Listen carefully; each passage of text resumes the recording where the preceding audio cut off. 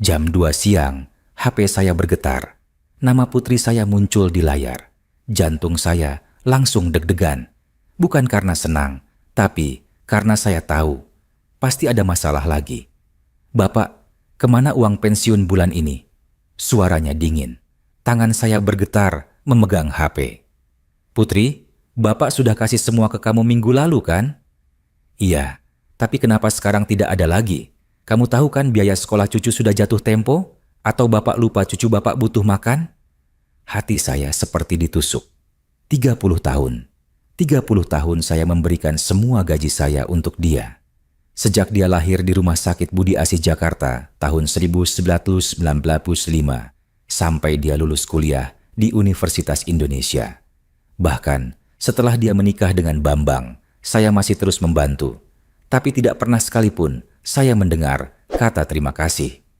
"Putri, uang Bapak bulan ini sudah habis untuk bayar obat nenek. Kamu tahu kan nenek Bapak sakit jantung?" "Nenek, selalu nenek. Bapak tidak pernah pikirkan cucu Bapak sendiri ya?" "Sudahlah, Bapak datang ke rumah sekarang. Ada yang perlu Bapak ambil." HP ditutup begitu saja. Nama saya Arif Wibowo. Umur saya 62 tahun. Pensiunan pegawai negeri sipil, golongan terbi dari Kementerian Pekerjaan Umum. Selama 38 tahun saya bekerja, tidak pernah sehari pun saya bolos. Setiap pagi, jam 5 subuh, saya sudah bangun untuk sholat subuh, lalu berangkat kerja naik Metro Mini dari Depok ke Jakarta. Pulang malam, capek, tapi saya tidak pernah mengeluh. Istri saya, Dewi Lestari, sudah meninggal 5 tahun yang lalu karena kanker. Waktu itu saya jual tanah warisan dari orang tua untuk biaya pengobatannya. Hampir 300 juta rupiah habis dalam setahun. Putri, anak kami satu-satunya, tidak bisa membantu karena baru saja beli rumah dengan KPR di kawasan BSD. Saya mengerti, anak muda memang butuh tempat tinggal. Sekarang saya tinggal di rumah Type 372 di perumahan subsidi dekat stasiun Depok Lama. Rumah sederhana dengan ruang tamu kecil, 2 kamar tidur, dapur, dan mushola kecil di pojok belakang. Di dinding ruang tamu tergantung foto keluarga besar, foto pernikahan saya dengan Dewi, foto putri waktu wisuda, dan foto cucu saya, Rizky, yang sekarang sudah kelas 3 SD. Rumah ini tenang. Terlalu tenang, apalagi setelah Dewi pergi. Saya naik angkot menuju rumah putri di BSD. Perjalanan hampir 1 jam. Di dalam angkot yang panas dan penuh sesak, pikiran saya melayang. Mengingat masa-masa dulu ketika putri masih kecil. Dia anak yang ceria, pintar, dan penurut. Selalu ranking 1 dari SD sampai SMA. Saya bangga sekali. Tapi entah sejak kapan, setelah dia menikah dengan Bambang dan ibunya meninggal, sikap putri berubah. Dia jadi kasar. Tidak pernah senyum kalau ketemu saya. Setiap kali saya datang, dia selalu minta uang. Tidak pernah tanya, "Bapak sudah makan?" atau "Bapak sehat?" Sampai di rumahnya yang megah 2 lantai dengan pagar tinggi, saya berdiri sebentar di depan. Menarik nafas panjang. Setiap kali ke sini, rasanya seperti mau masuk ke medan perang. Saya tekan bel. Pintu dibuka oleh putri dengan wajah masam. "Oh, Bapak sudah datang. Masuk." Tidak ada salam, tidak ada senyum. Saya ikuti dia masuk ke ruang tamu. Rumah ini indah. Sofa kulit coklat, TV 55 inci, AC sejuk. Tapi setiap kali saya duduk di sofa ini, rasanya tidak nyaman.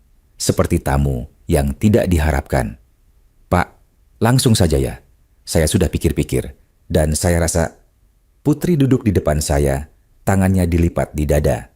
"Bapak tidak bisa tinggal di rumah sendiri lagi." "Maksud kamu?" "Bapak sudah tua. Uang pensiun Bapak juga tidak cukup. Lebih baik Bapak jual rumah itu. Uangnya kasih ke saya untuk bayar sekolah Rizky dan cicilan rumah ini. Bapak bisa tinggal di kamar belakang." Dunia saya seperti runtuh. "Putri, itu rumah Bapak. Rumah terakhir yang Bapak punya. Rumah kenangan dengan almarhumah ibu kamu." "Bapak egois sekali. Pikirkan cucu Bapak dong. Rizky perlu sekolah bagus supaya masa depannya cerah. Atau Bapak tidak sayang sama cucu Bapak?" "Bukan begitu, Nak. Sudah, keputusan saya final. Bapak tanda tangani surat ini. Dia mengeluarkan selembar kertas dari map coklat. Surat kuasa untuk menjual rumah saya. Tangan saya gemetar menerima kertas itu. Putri, Bapak mohon, jangan seperti ini. Bapak pikir saya suka repot urus Bapak? Setiap bulan Bapak minta ini itu. Sekarang giliran Bapak yang harus kasih ke saya. Sudah, tanda tangan saja Pak. Air mata mulai menggenang di mata saya. Tapi saya tahan. Saya tidak mau menangis di depan anak saya sendiri. Kalau Bapak tidak mau, ya sudah. Bapak keluar dari rumah ini sekarang juga. Jangan harap Bapak bisa ketemu Rizky lagi. Hati saya hancur. Rizky, cucu saya satu-satunya. Anak yang selalu peluk saya sambil bilang, kakek paling baik di dunia. Apa dia akan lupa dengan saya? Bapak butuh waktu untuk pikir-pikir. Tidak ada waktu pikir-pikir. Sekarang atau tidak, sama sekali. Saya berdiri dengan tangan gemetar. Melihat wajah Putri yang dingin, tidak ada empati sama sekali. Ini anak saya? Anak yang dulu saya gendong sampai tangan pegal. Saya antarkan sekolah setiap hari. Saya belikan buku tulis kalau dia minta. Bahkan, kalau saya hanya punya uang untuk makan sehari, saya kasih semua untuk dia. Putri, selama ini Bapak salah didik kamu ya? Bapak ngomong apa sih? Sudah, keluar. Saya tidak mau lihat Bapak lagi kalau Bapak tidak mau bantu keluarga ini. Saya keluar dari rumah itu dengan langkah gontai. Pintu ditutup keras di belakang saya. Tidak ada sapaan, tidak ada perhatian. Hanya dingin dan kosong. Di halte bus, saya duduk sendirian. Matahari sudah mulai condong ke barat. Azan asyar berkumandang dari masjid terdekat. Tapi hati saya begitu gelap. Ya Allah, kenapa anak yang saya sayangi sepenuh hati bisa melakukan ini pada saya? Tapi di tengah kesedihan itu, sesuatu mulai tumbuh dalam dada saya. Sesuatu yang sudah lama saya pendam. Kemarahan, kekecewaan, dan tekad. Besok pagi, jam 9, notaris akan datang ke rumah saya. Tapi bukan untuk tanda tangan surat jual rumah. Notaris itu akan membawa dokumen yang akan mengubah segalanya. Dokumen yang akan membuat Putri berlutut memohon pengampunan. Karena 30 tahun saya diam, 30 tahun saya sabar. Tapi hari ini, semuanya akan berubah. Saya ambil HP dari saku, mengetik nomor yang sudah lama tidak saya hubungi. Nomor Pak Hendra, notaris yang dulu mengurus surat-surat tanah warisan saya. Pak Hendra, ini Pak Arif. Saya butuh bantuan Bapak besok pagi. Saya mau revisi surat wasiat saya. Dan saya mau semua anak saya tahu siapa sebenarnya yang selama ini membantu keluarga mereka. Suara di seberang terdengar kaget. Pak Arif? Wah, sudah lama sekali. Baik Pak, besok jam berapa? Jam 9 pagi, di rumah saya. Dan Pak, tolong bawa juga semua dokumen transfer bank saya 30 tahun terakhir. Semua bukti yang saya punya. Siap, Pak Arif. Sampai besok. HP ditutup. Saya tatap langit yang mulai berwarna jingga. Besok semuanya akan berubah. Tapi untuk menceritakan kenapa saya sampai mengambil keputusan ini, saya harus ceritakan dari awal. Dari 30 tahun yang lalu. Dari hari pertama Putri lahir sampai hari ini.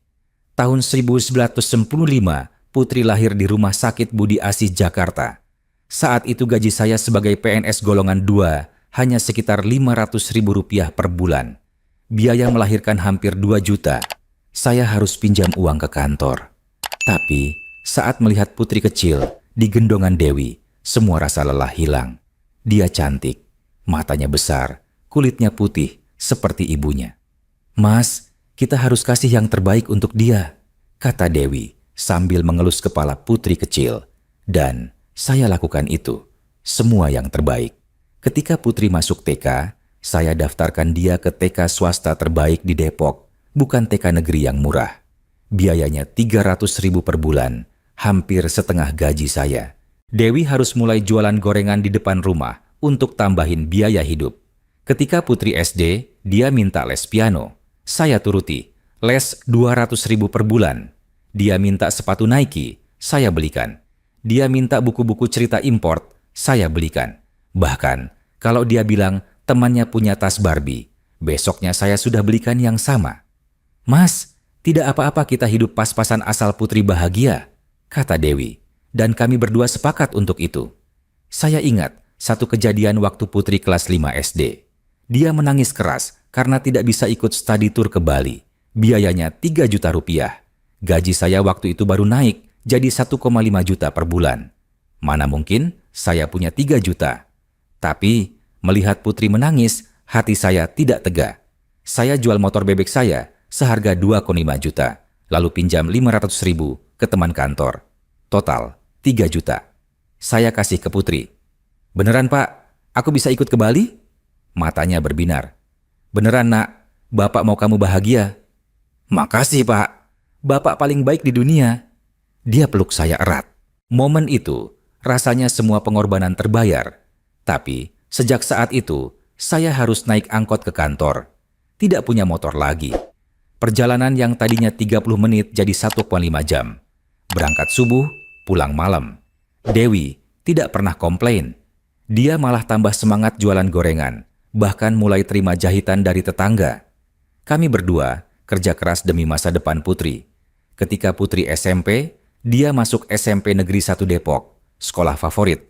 Saya bangga sekali, tapi biaya masuknya lumayan. Belum lagi dia minta HP, minta laptop untuk tugas sekolah. Saya usahakan semua. Satu kali, dia bilang mau ikut lomba karya tulis tingkat nasional di Surabaya. Tiket pesawat, hotel, biaya pendaftaran, total 5 juta. Saya tidak punya uang sebanyak itu. Gaji saya waktu itu sudah 2,5 juta, tapi masih kurang jauh.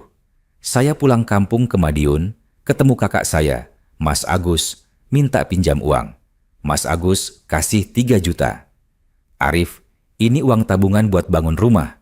Tapi tidak apa, buat keponakan. Asal kamu janji kembalikan." "Ya." "Insya Allah Mas, terima kasih banyak." Uang itu saya kasih ke Putri. Dia berangkat ke Surabaya dengan wajah bahagia. Dan dia menang, juara 2 tingkat nasional. Saya dan Dewi nangis bahagia. Tapi uang hadiah 1 juta rupiah itu langsung Putri pakai buat beli baju dan tas baru. 2 tahun kemudian, Mas Agus telepon. "Arif, uangnya kapan dikembalikan? Aku mau bangun rumah bulan depan." Saya bengong. Saya lupa. Gaji saya sudah habis untuk biaya hidup dan sekolah Putri. Saya tidak punya tabungan. "Mas, maaf, aku belum bisa kembalikan sekarang. Kasih waktu lagi ya." "Arif, sudah 2 tahun. Kamu janji." "Iya Mas, maafin aku. Aku usahakan." HP ditutup. Hubungan saya dengan Mas Agus mulai renggang sejak saat itu. Sampai sekarang, 15 tahun kemudian, saya belum bisa kembalikan uang itu. Mas Agus tidak pernah telepon lagi, tidak pernah datang ke rumah lagi. Bahkan waktu Dewi meninggal, dia tidak datang ke pemakaman. Tapi, saya tidak bisa cerita ke Putri. Saya tidak mau dia merasa bersalah. Saya telan semua sendiri. Ketika Putri SMA, dia sekolah di SMA swasta favorit di Jakarta Selatan. Biaya per bulan hampir 2 juta. Belum lagi dia minta uang jajan, uang nongkrong, uang buat beli buku pelajaran tambahan. Saya sudah naik pangkat jadi golongan terbi, gaji 4 juta per bulan. Tapi tetap tidak cukup. Dewi semakin keras kerja. Selain jualan gorengan, dia kerja cuci baju di rumah tetangga. Dia bangun jam 3 pagi untuk goreng pisang. Selesai subuh, baru tidur sebentar. Lalu jam 8 mulai cuci baju. Sore masak lagi untuk jualan malam. Tubuhnya mulai kurus. "Bu, istirahat dulu. Nanti sakit," saya bilang suatu malam. "Tidak apa Mas, demi Putri. Dia harus sekolah yang terbaik. Nanti kalau dia sukses, kita bisa istirahat." Dan kami percaya itu, bahwa suatu hari nanti, Putri akan sukses dan membahagiakan kami. Tahun 2013, Putri lulus SMA dengan nilai tinggi. Dia diterima di Fakultas Ekonomi Universitas Indonesia. Kami berdua nangis bahagia. Wih, kampus impian semua orang. Tapi biaya masuknya, astagfirullah. Uang pangkal 25 juta, SPP per semester 12 juta. Belum lagi biaya hidup, kos, buku. "Mas, gimana? Uang kita tidak cukup," kata Dewi sambil memegang surat penerimaan Putri dengan tangan gemetar. "Pasti ada jalan, Bu. Ini kesempatan hidup Putri, kita tidak boleh sia-siakan." Saya ambil keputusan berat. Saya jual tanah warisan dari orang tua saya di Madiun. Tanah 500 meter persegi yang seharusnya saya simpan untuk masa tua. Tapi untuk Putri, saya rela. Tanah itu laku 80 juta rupiah. Uang itu saya pakai untuk biaya Putri kuliah 4 tahun penuh, plus biaya kos, biaya hidup, laptop baru, HP baru, semuanya. Bapak jual tanah nenek? Putri kaget waktu saya bilang, "Iya nak, biar kamu bisa kuliah dengan tenang. Bapak tidak mau kamu sambil kerja. Fokus kuliah aja." "Tapi itu tanah pusaka, Pak." "Tidak apa. Yang penting kamu sukses. Itu sudah cukup buat Bapak dan Ibu." Putri peluk saya dan Dewi. "Makasih, Pak. Makasih, Bu. Aku janji akan jadi anak yang sukses dan membanggakan kalian." Kami percaya janji itu. 4 tahun Putri kuliah, kami support penuh. Setiap bulan saya transfer 3 juta untuk biaya hidup dia. Uang gaji saya hampir habis, tapi tidak apa. Dewi jualan semakin semangat. Tapi di tahun ketiga, kuliah Putri, sesuatu terjadi pada Dewi. Dia mulai sering sakit. Perutnya sering sakit, badannya semakin kurus. Awalnya saya pikir karena kecapekan. Tapi makin lama makin parah. Saya bawa dia ke dokter. Setelah berbagai tes, dokter bilang dengan wajah serius, "Pak, Ibu terkena kanker usus stadium 3, harus segera operasi dan kemoterapi." Dunia saya runtuh. Dewi, istri saya yang selalu kuat, selalu senyum, sekarang sakit parah. "Berapa biayanya, Dok?" "Operasi sekitar 50 juta, kemoterapi 20 juta per siklus. Setidaknya butuh 6 siklus. Total bisa 120-200 juta. Saya hampir pingsan. Uang dari tanah sudah habis untuk kuliah Putri. Saya tidak punya tabungan. Gaji saya tidak mungkin cukup. Saya telepon Putri di Jakarta. "Putri, ibu kamu sakit. Kanker. Bapak butuh bantuan." "Ya Allah, serius Pak? Gimana aku bisa bantu?" "Kamu coba cari pinjaman atau beasiswa. Kuliah kamu mungkin harus cuti dulu. Ibu kamu butuh operasi sekarang." "Tapi Pak, aku lagi semester akhir. Kalau cuti, aku harus ngulang lagi. Itu rugi waktu dan uang." Saya diam. "Pak, aku yakin Bapak bisa cari jalan. Mungkin pinjam ke kantor atau jual sesuatu. Aku tidak bisa cuti sekarang." "Putri, ini soal hidup mati ibu kamu." "Aku tahu Pak, tapi percayalah, kalau aku cuti sekarang, semua pengorbanan Bapak dan Ibu jadi sia-sia. Biar aku lulus dulu, baru aku bisa bantu kalian lebih banyak." Saya tidak bisa jawab. Sesuatu patah di dalam hati saya saat itu. Tapi saya mengerti. Dia masih muda, masih egois. Suatu hari nanti dia akan dewasa. Saya ambil KPR rumah saya. Dapat pinjaman 100 juta dari bank. Uang itu saya pakai untuk operasi dan kemoterapi Dewi. Operasi berjalan lancar, tapi kemoterapi sangat berat. Dewi jadi sangat lemah. Rambutnya rontok, badannya tinggal tulang dibalut kulit. Setiap kali dia selesai kemoterapi, dia muntah-muntah sepanjang malam. Saya temani dia, pegang tangannya, kasih semangat. "Mas, maafkan aku jadi beban," katanya suatu malam sambil menangis. "Jangan bilang begitu, Bu. Kamu bukan beban, kamu adalah hidup saya." "Aku takut tidak bisa lihat Putri lulus, Mas. Aku takut." "Jangan bilang begitu. Kamu pasti sembuh. Kita akan lihat Putri lulus bersama-sama." Tapi takdir berkata lain. 3 bulan setelah kemoterapi terakhir, kondisi Dewi drop. Kanker sudah menyebar ke hati. Dokter bilang tidak ada yang bisa dilakukan lagi, hanya menunggu waktu. Hari-hari terakhir Dewi, saya tidak pernah tinggalkan dia. Saya ambil cuti kantor. Saya duduk di samping tempat tidurnya, pegang tangannya yang sudah sangat kurus. Putri pulang dari Jakarta. Dia duduk di pojok ruangan, tidak bisa bicara, hanya menangis. "Putri, kamu harus jadi anak yang baik. Jaga Bapak. Bapak sudah tua. Dia tidak kuat sendirian." Suara Dewi lemah sekali. "Iya Bu, aku janji." Putri pegang tangan ibunya. 2 hari kemudian, Dewi meninggal. Dengan tenang, seperti orang yang tidur. Tangan saya masih memegang tangannya ketika nafas terakhirnya keluar. Pemakaman Dewi sederhana. Hanya keluarga dekat dan tetangga.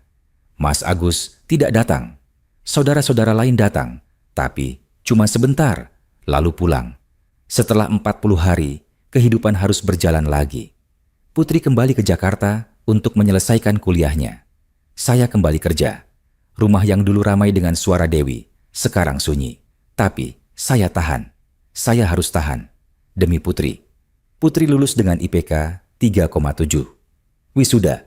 Saya datang dengan bangga melihat dia pakai toga. Dewi, kalau kamu masih hidup, kamu pasti bangga juga. Pak, akhirnya aku lulus. Terima kasih ya Pak sudah support aku. Sama-sama nak. Sekarang kamu cari kerja yang baik ya. Bapak bangga sama kamu. Tapi sejak itu mulai ada perubahan pada Putri. Dia dapat kerja di salah satu bank swasta di Jakarta dengan gaji 8 juta per bulan. Bagus. Saya senang. Tapi yang aneh, dia tidak pernah telepon saya lagi. Tidak pernah tanya kabar. Bahkan waktu lebaran, dia tidak pulang ke Depok. Dia bilang, sibuk kerja. Tahun berikutnya, dia menikah dengan Bambang, anak orang kaya dari Jakarta Selatan. Pernikahan mewah di Hotel Bintang 5. Saya datang dengan pakaian seadanya.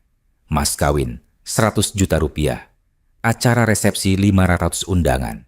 Tapi, di pesta itu, saya merasa seperti orang asing. Tidak ada yang tegur saya.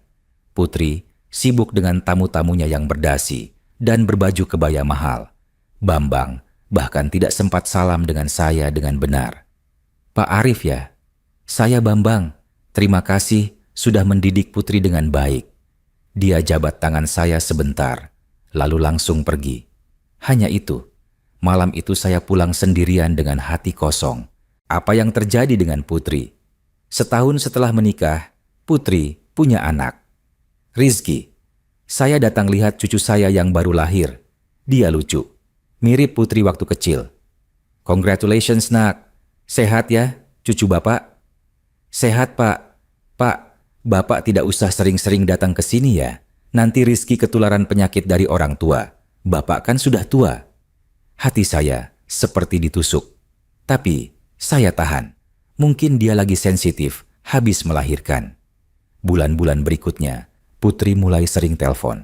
Tapi bukan untuk tanya kabar. Tapi minta uang. Pak, kirim uang 5 juta dong. Rizky butuh susu import. Pak, tolong bantu 3 juta. Bayar cicilan mobil telat. Pak, Bapak kan masih punya uang pensiun. Kasih ke aku dong. Aku lagi butuh. Setiap bulan, uang pensiun saya 5 juta langsung habis untuk dia. Saya sendiri hidup dengan 1-2 juta per bulan. Makan seadanya, tidak pernah jalan-jalan, tidak pernah beli apa-apa untuk diri sendiri. Dan hari ini, dia usir saya. Sekarang saya mengerti. Semua pengorbanan saya selama 30 tahun tidak ada artinya di matanya. Tapi besok dia akan tahu bahwa saya bukan orang yang bisa diperlakukan seperti ini terus-menerus. Besok, dia akan tahu siapa sebenarnya bapak yang dia hina hari ini. Jam 8.30 pagi, saya sudah mandi dan pakai baju kemeja batik coklat kesayangan saya. Yang dulu, Dewi belikan waktu ultah saya yang ke-55. Saya sholat duha di mushola kecil rumah. Meminta kekuatan pada Allah untuk menghadapi hari ini. Jam 8.50, mobil hitam berhenti di depan rumah saya. Pak Hendra turun dengan membawa tas coklat besar.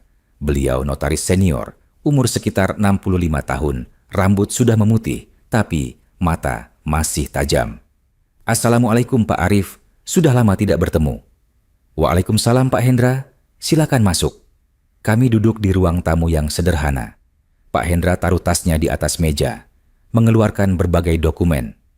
Pak Arif, semalam saya sudah baca semua data yang Bapak minta. Dan jujur, saya sangat terkejut. Selama ini Bapak diam saja? Iya Pak, saya pikir tidak perlu cerita. Tapi sekarang, saya rasa sudah waktunya. Pak Hendra buka satu persatu dokumen di hadapan saya. Lembar demi lembar, bukti transfer bank saya selama 30 tahun terakhir. Ratusan lembar, mungkin hampir 500 lembar. Pak Arif, total uang yang Bapak transfer ke rekening putri Bapak selama 30 tahun adalah... Dia pause sebentar, seperti tidak percaya dengan angka yang dia lihat. 1,2 miliar rupiah. Saya diam. Angka itu memang besar, tapi saya tidak pernah hitung. Saya hanya kasih karena dia anak saya. Belum termasuk uang cash yang Bapak kasih langsung. Kalau ditotal dengan inflasi dan nilai waktu uang, mungkin bisa 1,5 miliar atau lebih. Saya tidak butuh dia kembalikan uang itu, Pak Hendra. Saya hanya ingin dia tahu bahwa bapaknya ini bukan tidak berguna. Saya mengerti. Dan ini surat wasiat Bapak yang baru. Saya sudah revisi sesuai permintaan Bapak kemarin malam. Silakan dibaca. Saya terima dokumen itu. Membaca dengan seksama. Isinya membuat hati saya berat, tapi ini keputusan yang sudah saya pikirkan matang-matang. Baik Pak, ini sudah benar. Saya mau tanda tangan sekarang. Tapi Pak Arif, apa Bapak yakin? Ini keputusan besar. Saya yakin, Pak Hendra. Sangat yakin. Saya tanda tangan di atas meterai. Pak Hendra jadi saksi. Selesai. Sekarang, saya mau Pak Hendra ikut saya ke rumah Putri. Bawa semua dokumen ini. Saya ingin dia tahu hari ini juga. Baik Pak, saya siap menemani Bapak. Kami berangkat dengan mobil Pak Hendra ke BSD. Perjalanan sekitar 30 menit. Sepanjang jalan, hati saya campur aduk. Sedih, marah, kecewa, semuanya jadi satu. Sampai di rumah Putri, saya turun dengan Pak Hendra. Saya tekan bel. Beberapa saat kemudian, Putri buka pintu dengan wajah kaget. Bapak, ngapain kesini lagi? Kemarin kan sudah saya bilang. Putri, kita perlu bicara. Sekarang, ini Pak Hendra, notaris. Ada hal penting yang harus kamu tahu. Wajah Putri berubah. Dia lihat Pak Hendra yang membawa tas besar penuh dokumen. Ada rasa was-was di matanya. Notaris, kenapa bawa notaris ke sini? Boleh kami masuk? Atau kamu mau tetangga dengar semua pembicaraan kita? Dengan wajah kesal, Putri buka pintu lebar. Masuk. Tapi cepat ya Pak. Saya mau antar Rizky les. Kami masuk. Bambang, suami Putri, sedang duduk di sofa sambil main HP. Dia lihat kami. Sedikit bingung. Ada apa ini? Pak Arif bawa tamu? Bambang, Putri, duduk dulu. Ini akan agak lama, kata Pak Hendra dengan nada tegas. Mereka berdua duduk. Wajah mereka penuh tanya. Pak Hendra buka tasnya. Mulai keluarkan tumpukan dokumen dan taruh di atas meja kaca ruang tamu yang mewah itu. Pak Arif kemarin datang ke kantor saya. Beliau minta saya siapkan semua bukti transfer dan dokumen keuangan selama 30 tahun terakhir. Dan ini, Pak Hendra tunjuk tumpukan dokumen setinggi hampir 10 cm itu. Ini semua buktinya. Putri dan Bambang menatap tumpukan dokumen itu dengan mata membelalak. Selama 30 tahun, Pak Hendra mulai bicara sambil buka dokumen pertama. Sejak tahun 1995 sampai hari ini, Pak Arif telah mentransfer uang ke rekening Putri sebesar total 1,2 miliar rupiah. Ini semua tercatat di rekening koran bank. Apa? 1,2 miliar? Bambang nyaris jatuh dari duduknya. Iya Pak Bambang, dan ini baru uang yang ditransfer. Belum termasuk uang cash, belum termasuk Pak Arif jual tanah warisan senilai 80 juta untuk biaya kuliah Putri, belum termasuk Pak Arif jual motor untuk biaya study tour Putri ke Bali, belum termasuk biaya pengobatan almarhumah Bu Dewi yang dibiayai dari KPR rumah Pak Arif senilai 100 juta. Hening. Putri menatap dokumen-dokumen itu dengan wajah pucat. Ini bohong. Bapak tidak pernah kasih sebanyak itu ke aku. Putri nyaris berteriak. Pak Hendra dengan tenang ambil satu dokumen. Ini bukti transfer bulan Januari 1995 sebesar 200.000 untuk biaya TK.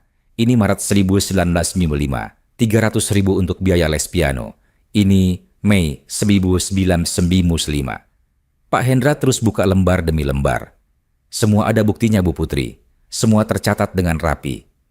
Tidak mungkin. Bapak kan cuma PNS biasa. Gajinya tidak mungkin sebanyak itu. Memang tidak sebanyak itu, Nak. Akhirnya saya bicara. Suara saya pelan tapi tegas. Gaji Bapak dulu cuma 500.000 per bulan. Tapi dari 500.000 itu, 300-400.000 Bapak kasih ke kamu. Bapak hidup dengan sisa 100-200.000. Ibu kamu yang goreng pisang siang malam untuk tambahin. Bapak, air mata mulai keluar dari mata Putri. Waktu kamu minta uang 3 juta untuk ke Bali, Bapak jual motor. Waktu kamu minta uang 5 juta untuk lomba ke Surabaya, Bapak pinjam ke Paman Agus. Sampai sekarang, Bapak belum bisa kembalikan uang itu. Paman Agus tidak pernah tegur Bapak lagi sampai sekarang. Bapak kenapa tidak pernah bilang? Karena Bapak tidak mau kamu merasa bersalah. Bapak mau kamu fokus sekolah, fokus kuliah, fokus meraih mimpi kamu. Bapak dan ibu kamu rela hidup susah asal kamu bahagia. Putri menangis. Bambang diam, wajahnya seperti orang yang baru tersambar petir. Dan yang paling menyakitkan, suara saya mulai bergetar.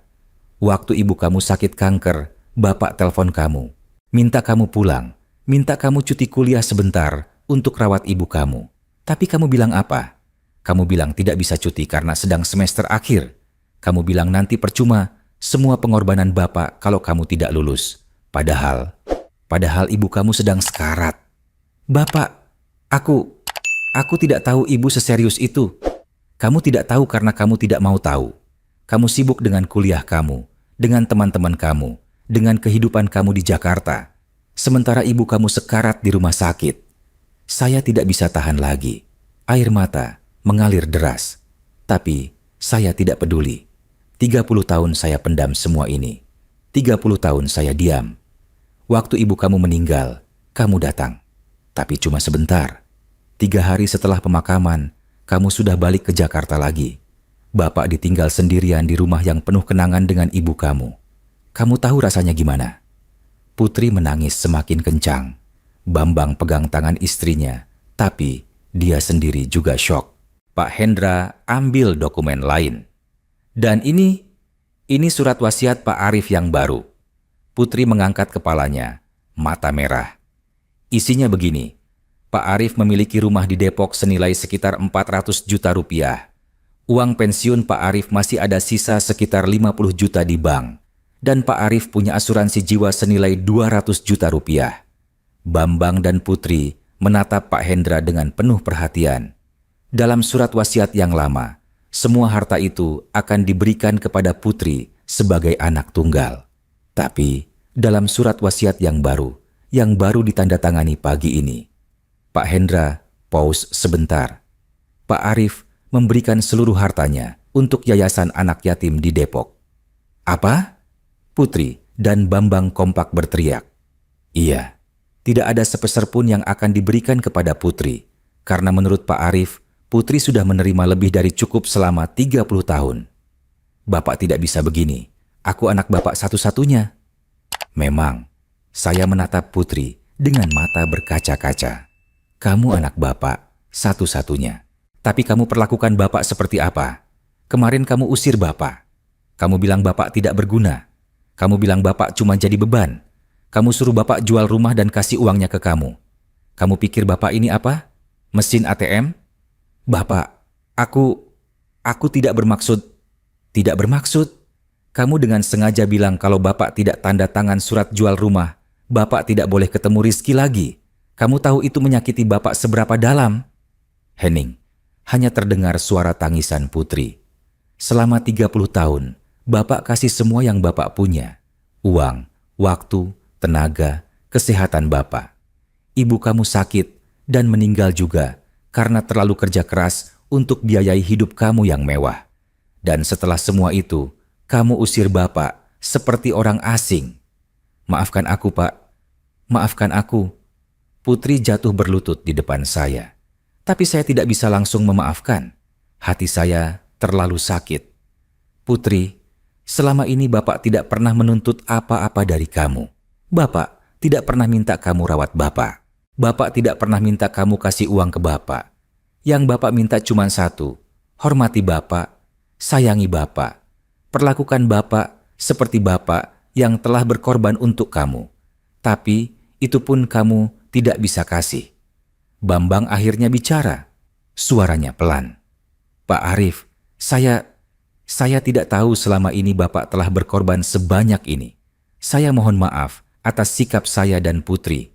Kami salah. Bambang, kamu orang baik. Bapak tahu itu, tapi kamu harus ajari Putri untuk menghargai orang tuanya. Jangan sampai suatu hari nanti, anak kalian perlakukan kalian seperti Putri perlakukan Bapak hari ini. Bambang mengangguk. Wajahnya penuh penyesalan. Pak Hendra mulai masukkan semua dokumen kembali ke dalam tas. Pak Arif, saya rasa pembicaraan hari ini sudah cukup. Surat wasiat sudah sah secara hukum. Kalau Bapak ingin ubah lagi, silakan hubungi saya. Terima kasih Pak Hendra. Maaf, merepotkan Bapak. Tidak apa Pak, ini pekerjaan saya. Dan saya rasa ini perlu dilakukan, supaya anak-anak sekarang tahu pengorbanan orang tua itu tidak bisa dinilai dengan uang. Kami berdiri untuk pergi. Putri masih berlutut, menangis terseduh-seduh. Bapak, jangan pergi. Bapak, maafkan aku. Saya berhenti, menatap anak saya yang sedang menangis itu. Di dalam hati, saya masih sayang sama dia. Dia tetap darah daging saya, tapi dia harus belajar. Putri, Bapak tidak bilang Bapak tidak akan maafin kamu, tapi kamu harus buktikan kalau kamu benar-benar menyesal. Bukan cuma dengan air mata, tapi dengan sikap dan perbuatan. Aku janji Pak, aku janji akan berubah. Kumohon Pak, jangan tinggalkan aku. Hati saya terenyuh, tapi saya harus kuat. Ini untuk kebaikan dia juga. Bapak pulang dulu. Kamu pikir-pikir baik-baik apa yang sudah kamu lakukan. Kalau kamu benar-benar ingin memperbaiki hubungan dengan Bapak, kamu tahu harus bagaimana. Saya dan Pak Hendra keluar. Pintu ditutup. Suara tangisan Putri masih terdengar dari luar. Di mobil, Pak Hendra bilang, Pak Arif, Bapak yakin dengan keputusan ini? Saya yakin Pak. Ini satu-satunya cara untuk dia belajar. Kalau saya terus mengalah, dia tidak akan pernah menghargai Bapak. Bapak orang tua yang bijaksana. Saya salut. Kami terdiam sampai tiba di rumah saya. Hari-hari berikutnya, HP saya tidak berhenti berdering. Putri telepon berkali-kali. Saya tidak angkat. Dia kirim SMS puluhan pesan. Saya tidak balas. Bukan karena saya tidak sayang, tapi karena saya mau dia berpikir. Benar-benar berpikir tentang apa yang sudah dia lakukan. Seminggu kemudian, sore hari setelah sholat Asyar, saya dengar suara ketukan pintu. Bukan ketukan biasa, tapi ketukan yang pelan, ragu-ragu. Saya buka pintu. Di depan saya berdiri Putri, tapi bukan Putri yang biasa. Dia pakai baju sederhana, jilbab putih, wajah tanpa makeup. Matanya sembab, seperti habis menangis berhari-hari. Bapak, boleh aku masuk? Saya diam sebentar, lalu melangkah mundur. Buka pintu lebih lebar. Putri masuk. Dia lihat sekeliling rumah yang sederhana ini. Rumah yang dulu jadi kenangan masa kecilnya. Mata dia berhenti di foto Ibu Dewi yang tergantung di dinding. Ibu, dia bisik pelan. Air mata mulai turun lagi. Kami duduk di ruang tamu. Hening beberapa saat. Bapak? Akhirnya Putri bicara. Suaranya parau. Seminggu ini aku tidak bisa tidur. Aku tidak bisa makan. Setiap kali aku tutup mata, aku ingat semua yang Bapak bilang. Aku ingat semua pengorbanan Bapak dan Ibu. Saya diam, mendengar. Aku pergi ke Paman Agus. Aku minta maaf atas nama Bapak. Aku kasih dia uang 10 juta sebagai ganti uang yang Bapak pinjam dulu. Paman Agus nangis, Pak. Dia bilang, dia tidak marah sama Bapak. Dia cuma sedih karena Bapak tidak pernah hubungi dia lagi. Hati saya terenyuh mendengar nama Mas Agus. Aku juga pergi ke pemakaman Ibu. Aku duduk di depan makam Ibu. Dari Asyar sampai Maghrib. Aku minta maaf sama Ibu. Aku bilang, maafkan aku yang tidak jadi anak baik. Maafkan aku yang egois. Maafkan aku yang tidak rawat Ibu waktu Ibu sakit. Air mata Putri mengalir deras. Saya juga mulai nangis. Pak, aku sadar sekarang. Selama ini aku terlalu fokus sama kehidupan aku. Aku lupa. Semua yang aku punya sekarang itu dari pengorbanan Bapak dan Ibu. Rumah yang mewah, mobil, pekerjaan yang bagus. Semua itu karena Bapak dan Ibu rela hidup susah untuk biayai sekolah aku. Putri, Bapak, aku tidak minta Bapak ubah surat wasiat. Itu hak Bapak. Aku cuma minta Maafkan aku. Kasih aku kesempatan untuk jadi anak yang lebih baik. Kasih aku kesempatan untuk rawat Bapak, seperti Bapak dan Ibu rawat aku. Saya tidak bisa tahan lagi. Saya peluk Putri. Kami menangis berdua. Semua beban yang selama ini saya pikul, rasanya sedikit lebih ringan. Putri, Bapak tidak pernah benci sama kamu. Bapak cuma ingin kamu belajar menghargai. Bapak tidak butuh uang kamu. Bapak tidak butuh rumah kamu yang mewah. Yang Bapak butuh cuma cinta dan hormat kamu sebagai anak. Aku mengerti sekarang, Pak. Dan aku janji, mulai hari ini aku akan berubah. Kami melepas pelukan. Putri lap air matanya. Pak, mulai bulan depan, Bapak pindah ke rumah kami. Aku sudah siapin kamar khusus untuk Bapak. Kamar yang menghadap taman. Ada AC, ada TV. Aku akan masak makanan kesukaan Bapak setiap hari. Aku akan rawat Bapak sampai Bapak tua nanti. Putri, Bapak tidak mau merepotkan. Bukan repot, Pak. Ini kewajiban aku sebagai anak. Ibu sudah tidak ada. Kalau aku tidak rawat Bapak, siapa lagi? Saya menatap mata Putri. Mata yang dulu sering penuh dengan kedinginan, sekarang penuh dengan kesungguhan. Baiklah, Nak. Tapi Bapak tidak mau pindah permanen. Bapak cuma akan datang pas weekend atau kalau Bapak butuh. Tidak, Pak. Bapak harus tinggal dengan kami. Rizky juga butuh kakek. Dia sering nanya, kenapa kakek tidak pernah datang lagi? Mendengar nama Rizky, hati saya hangat. Cucu saya, anak kecil yang selalu bilang, kakek paling baik di dunia. Rizky masih ingat kakek? Tentu saja, dia selalu cerita tentang kakek di sekolah. Dia bilang, kakeknya adalah superhero. Saya tersenyum. Untuk pertama kali dalam seminggu ini, saya bisa tersenyum lega. Baiklah, Nak. Bapak akan pikirin. Terima kasih, Pak. Putri sungkem. Dia pegang kaki saya. Dahi, dia menyentuh kaki saya. Posisi sungkem yang benar, yang dulu saya ajarin waktu dia kecil. Bapak, doakan aku supaya bisa jadi anak yang berbakti. Doakan aku bisa nebus semua kesalahan aku. Saya letakkan tangan di atas kepala Putri. Bapak doakan, semoga Allah beri kamu kekuatan untuk jadi anak yang syaleha.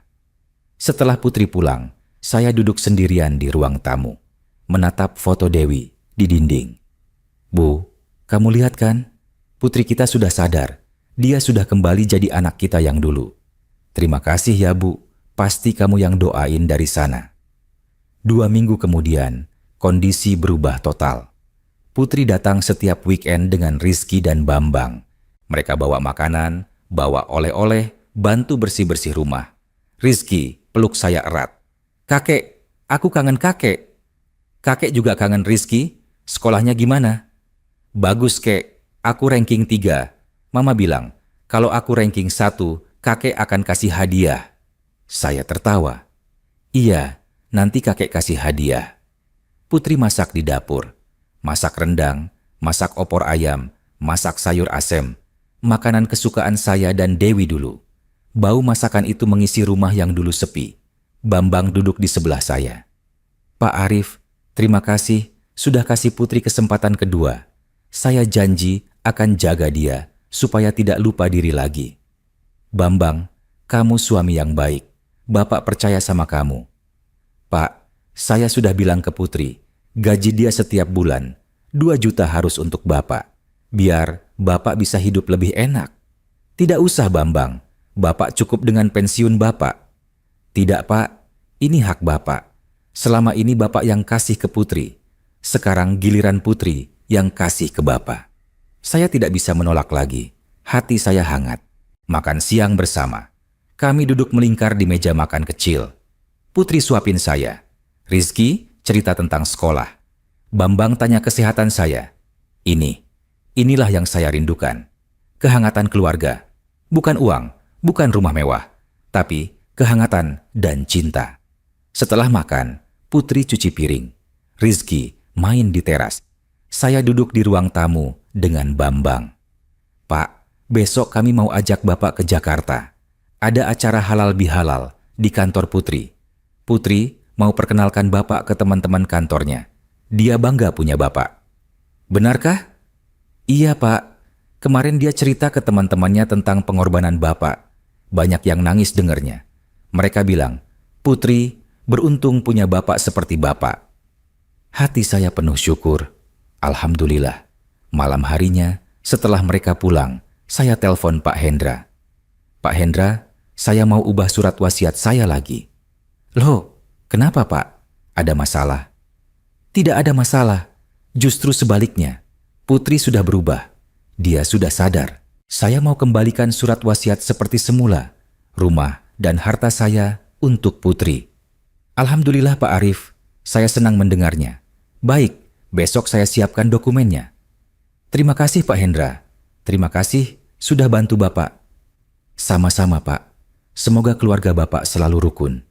Saya tutup HP, menatap langit malam yang penuh bintang. Ya Allah, terima kasih sudah beri jalan terbaik. Terima kasih sudah kembalikan anak saya ke jalan yang benar. 3 bulan kemudian, kondisi semakin membaik. Putri benar-benar berubah. Dia tidak hanya datang weekend, tapi sering datang tengah minggu. Bawa makanan, bawa obat-obatan untuk saya, bahkan bawa dokter untuk check up kesehatan saya. "Bapak, hasil lab Bapak sudah keluar. Kolesterol Bapak tinggi. Mulai sekarang harus diet ya Pak. Jangan banyak makan gorengan." "Iya nak, Bapak akan jaga." "Dan ini, aku sudah daftarin Bapak BPJS Kesehatan. Kalau Bapak sakit, langsung hubungi aku. Jangan tunggu parah." Saya terharu. Anak saya benar-benar peduli sekarang. Suatu hari, Putri datang dengan wajah serius. Dia duduk di depan saya. "Pak, ada yang mau aku omongin." "Ada apa nak?" "Aku sudah diskusi dengan Bambang. Kami mau renov rumah ini. Kasih kamar mandi dalam, kasih AC di kamar Bapak, perbaiki atap yang bocor. Biayanya sekitar 100 juta. Kami akan tanggung semuanya." "Putri, tidak usah. Rumah ini sudah cukup untuk Bapak." "Tidak Pak, Bapak sudah berkorban untuk aku 30 tahun. Sekarang giliran aku yang berbakti ke Bapak. Ini bukan tentang uang Pak. Ini tentang aku ingin Bapak hidup nyaman di usia tua." Saya peluk Putri. "Terima kasih nak. Bapak tidak tahu harus bilang apa." "Bapak tidak usah bilang apa-apa. Cukup Bapak sehat dan bahagia, itu sudah cukup buat aku." Renovasi dimulai minggu depannya. Selama renovasi, saya tinggal di rumah Putri. Di kamar khusus yang sudah dia siapin. Kamar yang nyaman, bersih, menghadap taman belakang.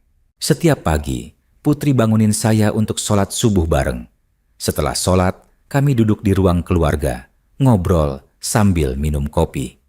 "Bapak kangen Ibu?" "Tidak?" tanya Putri suatu pagi. "Tentu saja kangen. Setiap hari." "Bapak pernah marah sama Ibu?" "Jarang. Ibu kamu orangnya sabar dan pengertian. Dia selalu dukung Bapak dalam keadaan apapun." "Aku menyesal Pak. Kenapa aku tidak rawat Ibu waktu Ibu sakit? Kenapa aku egois waktu itu?" "Sudahlah nak. Yang lalu biarlah berlalu. Sekarang kamu sudah berubah. Ibu kamu pasti senang lihat kamu sekarang." "Aku janji Pak, aku tidak akan sia-siakan kesempatan kedua ini. Aku akan rawat Bapak sebaik-baiknya." Dan dia tepati janjinya. Setiap hari, Putri masak makanan untuk saya. Dia datang jam 6 pagi, sebelum dia kerja, bawa sarapan. Siang dia telepon, tanya sudah makan atau belum. Sore dia datang lagi, bawa makan malam. Bambang juga ikut membantu. Dia sering ajak saya jalan-jalan ke mall, ke taman, bahkan sekali dia ajak saya nonton bioskop, menonton film action yang saya suka. "Pak Arif, gimana filmnya?" "Bagus Bambang, sudah lama Bapak tidak nonton bioskop." "Nanti kita nonton lagi Pak, setiap bulan kita jalan-jalan." Saya bahagia, benar-benar bahagia. Rizky juga makin dekat dengan saya. Setiap pulang sekolah, dia datang ke rumah saya yang sedang direnovasi untuk main. Saya ajarin dia main congklak, ajarin dia sholat, ajarin dia ngaji. "Kakek, aku sayang kakek." Kakek juga sayang Rizky. Kakek doakan Rizky jadi anak syaleh, pintar, dan sukses. Amin. Nanti kalau Rizky besar, Rizky akan rawat kakek seperti mama rawat kakek sekarang. Saya peluk cucu saya erat. Semoga dia tidak lupa janjinya. 4 bulan kemudian, renovasi rumah selesai. Rumah saya berubah total. Kamar mandi dalam yang bersih, AC di setiap kamar, atap baru, cat baru, bahkan ada taman kecil di belakang. Pak, ini rumah Bapak yang baru. Bagaimana? Suka. Saya melihat sekeliling dengan mata berkaca-kaca. Indah, Nak. Sangat indah. Alhamdulillah. Ayo Pak, kita potong tumpeng sebagai syukuran. Kami berkumpul di rumah saya yang baru. Pak RT datang, tetangga-tetangga datang, bahkan Pak Hendra juga datang. Kami makan bersama, berdoa bersama, bersyukur bersama. Pak RT bicara, Pak Arif, Bapak beruntung punya anak seperti Putri. Tidak banyak anak muda sekarang yang mau peduli sama orang tua. Terima kasih Pak RT, saya memang beruntung. Putri tersenyum, tapi saya tahu di balik senyum itu ada penyesalan yang dalam atas sikapnya dulu. Malam harinya, setelah semua tamu pulang, saya duduk di teras rumah yang baru, menatap langit yang penuh bintang. Dewi, kamu lihat kan? Anak kita sudah kembali. Dia sudah jadi anak yang baik. Terima kasih, sudah doain dari sana. 3 tahun berlalu. Kehidupan saya berubah total. Saya tidak lagi hidup sendirian dan kesepian. Setiap hari ada Putri, Bambang, atau Rizky yang datang. Rumah saya yang dulu sepi, sekarang ramai dengan tawa dan kehangatan keluarga. Putri benar-benar jadi anak yang berbakti. Setiap bulan dia kasih saya uang 3 juta, meskipun saya bilang tidak perlu. Dia bilang, Pak, ini hak Bapak. Dulu, Bapak kasih semua ke aku. Sekarang, giliran aku kasih ke Bapak. Kesehatan saya juga membaik. Putri rutin bawa saya check up ke dokter, kasih vitamin, jaga makanan saya. Kolesterol saya turun, tensi normal. Yang paling membahagiakan adalah hubungan saya dengan Rizky. Cucu saya itu jadi sangat dekat dengan saya. Setiap weekend, dia tidur di rumah saya. Kami sholat subuh bareng, main congklak bareng, nonton TV bareng. Kakek, aku bangga punya kakek. Guru aku bilang, kakek adalah contoh orang tua yang hebat. Kenapa guru kamu bilang begitu? Karena aku cerita tentang kakek di sekolah. Aku cerita bagaimana kakek berkorban untuk mama. Teman-teman aku kagum. Hati saya penuh syukur. Suatu hari, Putri datang dengan wajah serius. Dia bawa amplop coklat besar. Pak, ini untuk Bapak. Apa ini? Buka, Pak. Saya buka amplop itu. Di dalam ada tiket pesawat dan voucher hotel. Ini, tiket ke Mekah? Iya, Pak.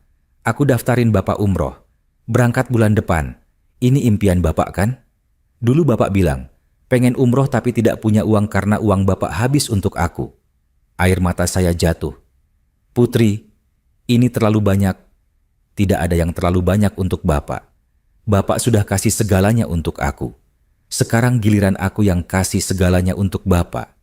Ini masih sangat kurang dibanding apa yang sudah Bapak berikan. Saya peluk Putri, menangis di pundaknya. Terima kasih, Nak. Terima kasih sudah jadi anak yang syalehah. Sama-sama, Pak. Dan Pak, maafkan aku atas semua kesalahan aku dulu. Maafkan aku yang pernah usir Bapak. Maafkan aku yang tidak hargai Bapak. Bapak sudah maafin kamu, Nak. Sudah lama. Yang penting, sekarang kamu sudah sadar dan berubah. Sebulan kemudian, saya berangkat umroh. Putri, Bambang, dan Rizky antar saya ke bandara. Bapak, hati-hati di sana ya. Jaga kesehatan. Jangan lupa minum obat. Iya, Nak. Bapak akan hati-hati. Kakek, jangan lupa doain Rizky supaya jadi anak pintar. Pasti kakek akan doain Rizky di sana. Di Mekah, saya menangis di depan Ka'bah. Bersyukur kepada Allah atas semua nikmat yang telah diberikan. Bersyukur karena anak saya sudah kembali ke jalan yang benar. Ya Allah, terima kasih. Terima kasih telah membukakan hati Putri. Terima kasih telah memperbaiki hubungan kami. Lindungilah Putri, Bambang, dan Rizky. Jadikan mereka keluarga yang syaleh dan syalehah. Pulang dari umroh, saya disambut meriah di bandara. Putri bawa banner besar bertuliskan, "Welcome back, Bapak tercinta." Rizky lari memeluk saya.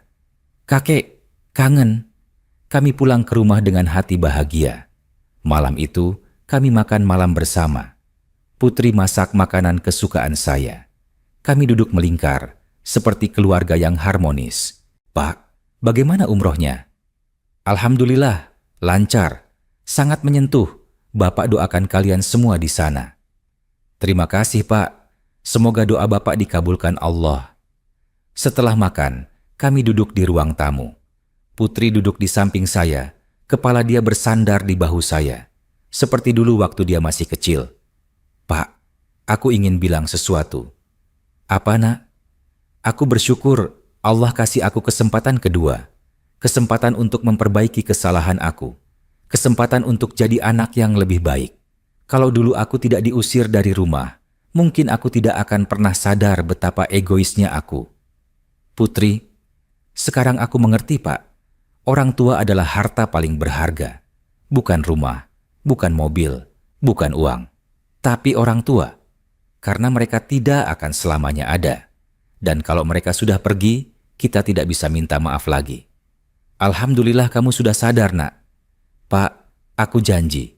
Sampai Bapak tua nanti, sampai Bapak tidak bisa jalan lagi, aku akan rawat Bapak.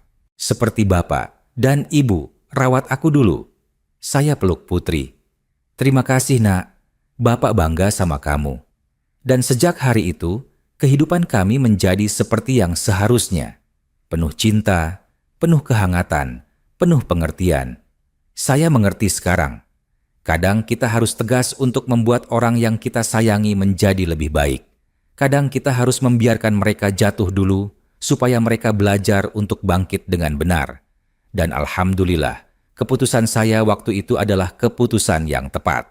Karena sekarang saya punya anak yang benar-benar berbakti, cucu yang syaleh, dan keluarga yang harmonis. Inilah yang namanya keluarga. Bukan tentang sempurna, tapi tentang saling memaafkan, saling belajar, dan saling mencintai. Dan saya bersyukur, di usia saya yang sudah 65 tahun ini, saya bisa merasakan kebahagiaan yang sesungguhnya. Terima kasih ya Allah atas semua ujian dan hikmahnya. Terima kasih telah mengembalikan anak saya. Dan terima kasih Dewi sudah mendoakan kami dari surga. Sekarang kami adalah keluarga yang utuh. Dan saya yakin ini adalah hadiah terbaik dari Allah untuk kesabaran saya selama 30 tahun. Alhamdulillah.